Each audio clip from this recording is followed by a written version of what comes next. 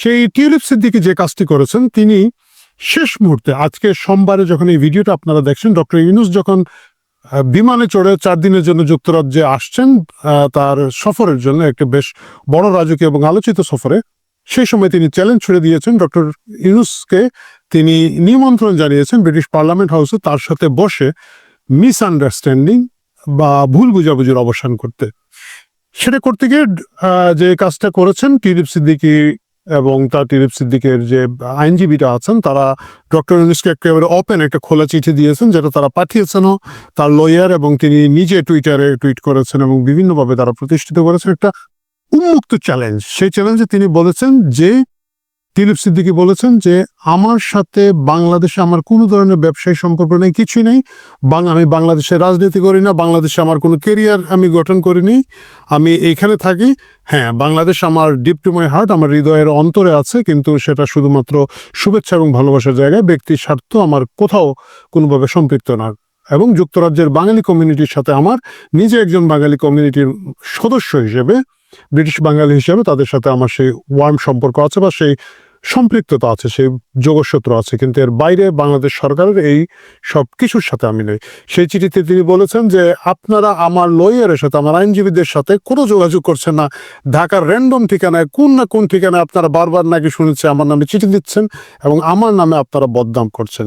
ঠিক আছে, এই সবগুলো নিয়ে আমাদের কোনো ধরনের ভুল বুঝাবুঝি থাকে, আপনি আমার সাথে বসেন, চা খান, খাবার খান, খেয়ে আমরা সেই ভুল বুঝাবুঝিটা মিটমাট করি, আমি আপনাকে ব্যাখ্যা দিই। এই যে টিউলিপ সিদ্দিকী হঠাৎ করে ঠিক ডক্টর ইউনূস বিমানে চড়ার আগ মুহূর্তে এই ঘোষণাটা দিলেন। আমি এখন লন্ডনে আছি, লন্ডনের সবগুলো মিডিয়া এটাকে খুব গরমাগরম ভাবে নিয়েছে এবং তারা খুব সকলে, একেবারে বিবিসি থেকে শুরু করে গার্ডিয়ান থেকে শুরু করে যতগুলো উল্লেখযোগ্য পত্রিকা এখানে আছে, সবাই দেখলাম, ইভিনিং স্ট্যান্ডার্ড দেখলাম বড় করে হেডিং করেছে এবং তারা সকলে এটাকে খুব মজা পেয়েছে এবং আলোচিত হয়েছে। কেন আমি বললাম যে এটা ব্রিটিশ বুদ্ধি? কারণ এটার মাধ্যমে টিউলিপ সিদ্দিকী একটা বিশাল চ্যালেঞ্জ ডক্টর ইউনূস এবং ডক্টর ইউনূসের প্রতি ছুড়ে দিলেন, এক, আন্তর্জাতিকভাবে। দ্বিতীয় হচ্ছে, ডক্টর ইউনূস শেখ হাসিনা এবং শেখ পরিবারের যে দুর্নীতির যে ব্যাপক তোড়জোড়, ব্যাপক কথাবার্তা হচ্ছে এই মুহূর্তে বাংলাদেশে, তার সব কিছুকে এই চ্যালেঞ্জের মাধ্যমে একটা বিশ্বাসযোগ্যতার চ্যালেঞ্জের মধ্যে ছেড়ে দিয়েছেন এবং ফেলে দিয়েছেন। কারণ ডক্টর ইউনূস যদি এখন টিউলিপ সিদ্দিকীর সাথে বসেন, টিউলিপ সিদ্দিক এটা প্রমাণ করতে পারবেন, তার চিঠির ভাষা থেকে বোঝা যাচ্ছে যে কোনো ধরনের দুর্নীতি, বাংলাদেশ সংক্রান্ত কোনো দুর্নীতির সাথে তার কোনো ধরনের সম্পৃক্ততা নেই। যে কাজটা করা হয়েছে এর আগে আপনারা জানেন যে, টোটাল শেখ হাসিনা পরিবারের উপরে হামলা করার একটা বড় টার্গেট হিসাবে টিউলিপ সিদ্দিকীর নামে 2টা বড় অভিযোগ করা হয়েছিল বাংলাদেশ থেকে। একটা হচ্ছে যে, তিনি রাশিয়ান কোন একটা আজের সাথে জড়িত আছেন, ডিল যেটা হয়েছিল বাংলাদেশের সাথে, সেটার সাথে তিনি জড়িত আছেন, এক। দ্বিতীয় যে জিনিসটা করা হচ্ছে, লন্ডনে তার একটা ফ্ল্যাট আছে যেটা কিং ক্রসে, সেই অ্যাপার্টমেন্ট বিল্ডিংটা যেটা তিনি দাবি করেছেন যে তার মা এবং বাবার পক্ষ থেকে তিনি উপহার পেয়েছেন, এইখানে লন্ডনে তার রাজনৈতিক প্রতিপক্ষদের মাধ্যমে এটাকে ছড়ানো হয়েছিল যে না, এটা আসলে তিনি বাংলাদেশি একজন ব্যবসায়ীর কাছ থেকে উপহার হিসেবে পেয়েছেন। টিউলিপ সিদ্দিক এইটার প্রতিক্রিয়াতে খুব বোল্ডলি দিয়েছেন বলতে উনি স্বেচ্ছায় রেজিগনেশন দিয়েছেন মন্ত্রিত্ব থেকে। আপনারা জানেন যে পশ্চিমা দেশে, আমাদের বাংলাদেশের মতো না, বাংলাদেশে কারো পদ কেটে ফেলা না পর্যন্ত পদত্যাগ করে না।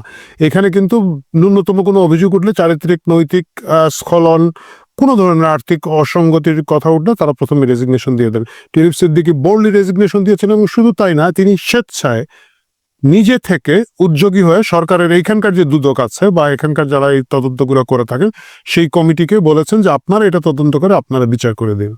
সেই কমিটি 7-8 দিন ধরে এটাকে খুব ডিপলি তদন্ত করেছে। সেই তথাকথিত যে অ্যাপার্টমেন্ট বিল্ডিংটি আছে সেটার দলিল দস্তাবেজগুলো দেখেছে এবং সবগুলো দেখার পরে তারা টিউলিপ সিদ্দিকীকে কথা বলেছে যে তার বিরুদ্ধে কোনো অভিযোগ পাওয়া যায় নাই, অভিযোগ প্রমাণিত হয় নাই।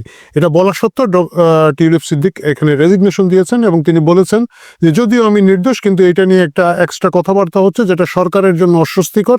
আমাদের যে মূল কাজ, মানে উনি যে লেবার গভর্নমেন্টের অংশ, আমাদের যে মূল কাজ জনগণের কল্যাণ করা, এটা থেকে মনোযোগ উল্টাপাল্টা দিকে সরে যাচ্ছে বলে আমি এখানে রেজিগনেশন দিলাম। এতটুকু পর্যন্ত ছিল, কিন্তু বাংলাদেশ সরকার সেটাকে সেই পর্যায়ে রাখে নাই।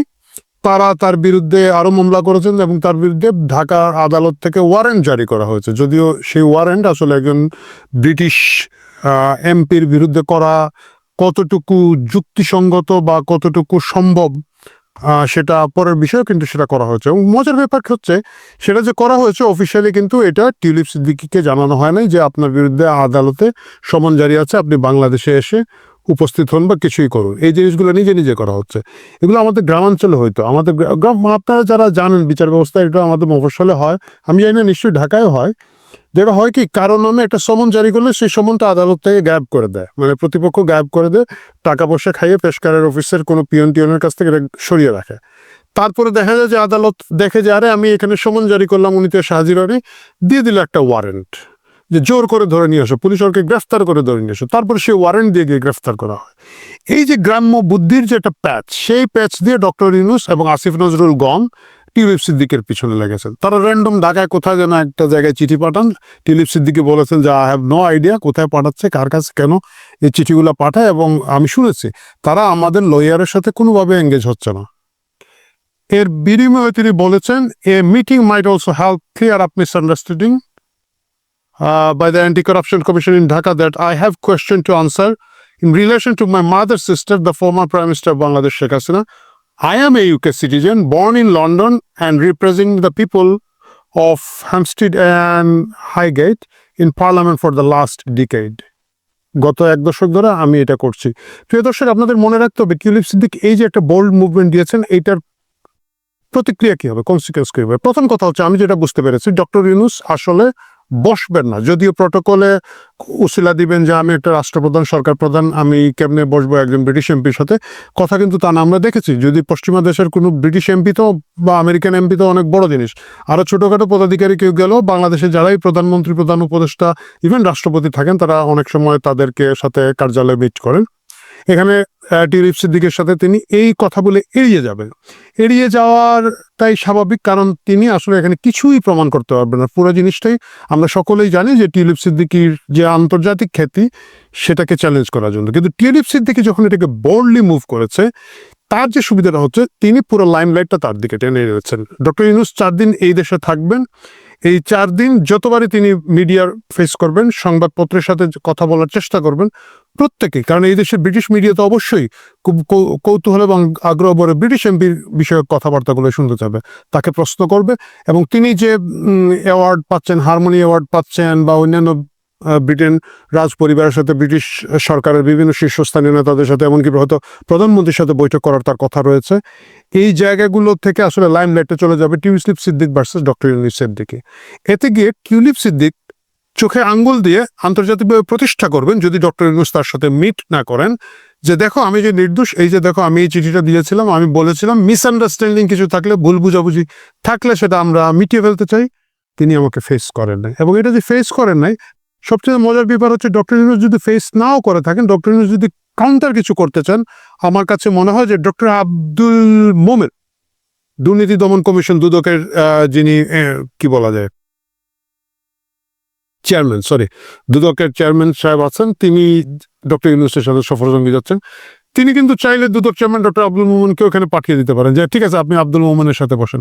আমি নিশ্চিত আব্দুল মোমেনও বসবে না, কারণ আব্দুল মোমেন নিজেও জানে যে এটা একদম একেবারে একটা ভুয়া জায়গা থেকে তারা একটা অভিযোগ করেছে। অভিযোগটা কি হয়েছে, যে পূর্বাচলে শেখ রেহানা নামে একটি প্লট আছে। আপনারা জানেন যে পূর্বাচলে বিভিন্ন ক্যাটাগরিতে সরকার বিভিন্ন প্রিভিলেজ জনগোষ্ঠীকে প্লট দিয়েছে। শেখ রেহানার একটা প্লট আছে। অভিযোগ করা হয়েছে, যেটা ইউকে মিডিয়াতে বলা হচ্ছে, যে টিউলিপ সিদ্দিক শেখ হাসিনাকে প্রভাবিত করেছেন তার বোন শেখ রেহানাকে প্লট দেওয়ার জন্য, যেটা আসলে আমরা সকলে জানি একটা হাস্যকর ব্যাপার। শেখ রেহানা যদি সেখানে প্লট পেয়ে থাকেন এবং সেটা যদি শেখ হাসিনাকে প্রভাবিত করে পেয়ে থাকেন, সেটা পাওয়ার জন্য আমার মনে হয় যে টিউলিপ সিদ্দিককে ধরতে হবে না, অন্তত শেখ রেহানার ধরতে হবে না। তো এই সব কিছু মিলিয়ে আন্তর্জাতিক লাইমলাইটটা টিউলিপ সিদ্দিক নিয়ে এসেছেন। তিনি তার রাজনৈতিক জায়গাটা অনেক বেশি রিগেইন করেছেন। আমাদের মনে রাখতে হবে টিউলিপ সিদ্দিক কিন্তু এখানে শেখ মুজিবের নাতনি বা শেখ রেহানার ভাগ্নি, শেখ রেহানার মেয়ে, এই হিসাবে কিন্তু এখানে রাজনীতি করেন না। মানে তিনি একজন ঝানু পলিটিশিয়ান। 16 বছর বয়স যখন, তখন থেকে তিনি লেবারের অ্যাক্টিভ পলিটিক্সের সাথে জড়িত। তিনি একেবারে আমরা যেটাকে বলি কমিশনার বা কাউন্সিলর বলি, সেই ধরনের জায়গা থেকে তিনি কাউন্সিলর হিসাবে নির্বাচনে জিতে এই জায়গায় এসেছেন। পরপর গত 4টা সংসদ নির্বাচনে তিনি তার এলাকা থেকে এমপি হচ্ছেন, এবং ধীরে ধীরে তার ভোটের মার্জিন বাড়ছে। এবং তিনি কিন্তু এমনকি বিরোধী দলে থাকতে তিনি ছায়ামন্ত্রী ছিলেন। জেরেমি করভিনকে যারা একেবারে খুব মুষ্টিমেয় লোকজন যারা সাপোর্ট দিয়েছিল লেবারের যে কয়েকজন এমপি, তিনি তাদের মধ্যে একজন হিসেবে স্পন্সর করেছিলেন। মানে লাইমলাইট নেওয়াটা, নেতৃত্ব নেওয়াটার একটা স্বাভাবিক আছে, শক্তি বা গুণ যেটাই বলি আমরা, তার আছে। সেটা মানে হঠাৎ করে দেখেন এতগুলো এমপির মধ্যে জেরেমি করভিনকে মনে হয় 26-27 জন এমপি একটা সাপোর্ট দিয়েছিলেন, সেই জায়গাটা কিন্তু তিনি লাইমলাইট নিয়েছেন। 4বারের এমপি হয়ে যাওয়া, যে জায়গায় হয়েছে না এটা কিন্তু খুব বাঙালি অধ্যুষিত এলাকা বা খুব আমি আপনি ভাই বেরাদারের এলাকা তা কিন্তু নয়। সেখানের মধ্যে একটা বড় জনগোষ্ঠী, একটা খুবই মাল্টিডিসিপ্লিনারি ব্যাপার স্যাপার আছে, ডাইভার্স জনগোষ্ঠী আছে, ইহুদি জনগোষ্ঠীর একটা বড় সংখ্যক লোকজন এখানে বাস করেন। সবকিছুর মধ্য দিয়ে কিন্তু টিউলিপ সিদ্দিকী পরপর জিতে আসছেন। সুতরাং বোঝা যাচ্ছে আমাদের আপনাদের কাছে হয়তো মনে হবে আরে শেখ রেহানার মেয়ে, এই জন্য তো বাংলাদেশে হইলে তো মন্ত্রী হইতোই বা মেয়র হইতো, যে দক্ষিণের মেয়রের মতো হইতো, সেটা না। কিন্তু শি ইজ এ পলিটিশিয়ান এবং সে 16 বছর বয়স থেকে কিন্তু এই ঝানু পলিটিক্সের ভিতর দিয়ে ব্রিটেনের মতো জায়গায় বাংলাদেশে বংশোদ্ভূত একজন মন্ত্রী হিসেবে কিন্তু নিযুক্ত হয়েছিলেন।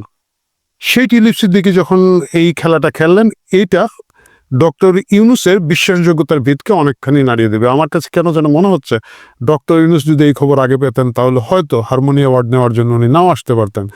কিন্তু ডক্টর ইউনূসের একটা শখ, আপনি জানেন যে উনি 10 মাসে কিন্তু এটা তার 11তম বিদেশ সফর, মানে প্রতি মাসে একবার বিদেশে যদি উনি না আসেন উনি আরাম পান না। কি কারণে আসেন, কেন আসেন? বেশিরভাগ সময় এইসব অ্যাওয়ার্ড নিতে আসেন, ব্যবসায়ী সমিতির সাথে মিটিং করতে আসছেন। কিছুদিন আগে জাপানে গিয়েছিলেন, কি যে অ্যাচিভ করেন উনি জানেন, আমরা কেউ জানি না। উনি বলতে পারবেন আর আমাদের ডাস্টবিন শফিক ভাই বলতে পারবেন। কিন্তু এই লন্ডনের এই সফরটা তার জন্য টিউলিপ সিদ্দিকীর এই চ্যালেঞ্জের কারণে একটা বিরাট অস্বস্তি হয়ে থাকবে এবং এই অস্বস্তি ভবিষ্যতে দুদকের মাধ্যমে শেখ হাসিনা পরিবারের দুর্নীতির যে অভিযোগগুলো আসবে তার সবগুলোকে সন্দেহের দিকে রাখার জন্য আন্তর্জাতিক মহলের কাছে একটা গুরুত্বপূর্ণ মাইলস্টোন হিসেবে থাকবে। প্রিয় দর্শক, ডক্টর ইউনূস 4 দিন ইংল্যান্ডে থাকবেন, আমরা দেখতে থাকবো তিনি কি করেন এবং নিশ্চয়ই টিউলিপ সিদ্দিকী এবং ডক্টর ইউনূসের এই দ্বৈরথের যদি নতুন কোনো আপডেট থাকে সেটা নিয়ে আমি আপনি এই চ্যানেলে আবার বিশ্লেষণ করবো। ততক্ষণ পর্যন্ত সাথে থাকুন, ভালো থাকুন।